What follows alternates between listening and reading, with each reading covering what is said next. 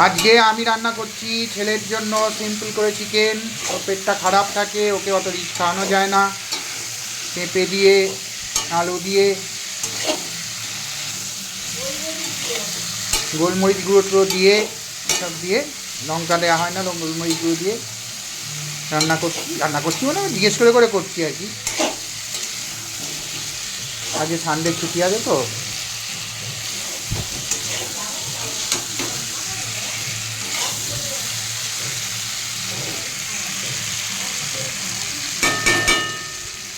আমাদের মতো নর্মাল খাবার খেলে শরীর পেটটা খারাপ করে।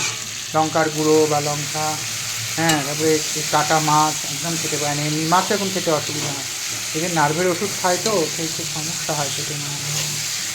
যদিও এখন হোমিওপ্যাথি ওষুধ খাচ্ছে, নার্ভের ওষুধ খাচ্ছে না ছেলে, নার্ভেরই ওষুধ মানে হোমিওপ্যাথি খাচ্ছে। অ্যালোপ্যাথি ওষুধগুলো খুব পেটের সমস্যা করে দিয়েছে 10-12 বছর ধরে খেয়ে।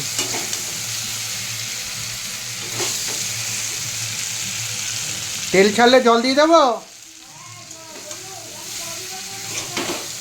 আর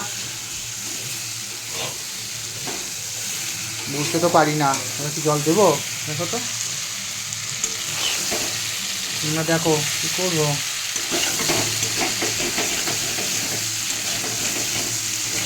কত বুঝি, আমার ছেলেকে একটুখানি স্নান টান করাচ্ছে, মনে হয় এবার জল দিয়ে দেওয়া যাবে।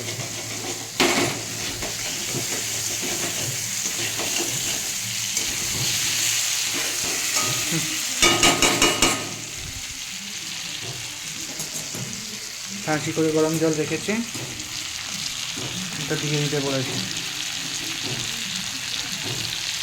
ধরে পুরোটা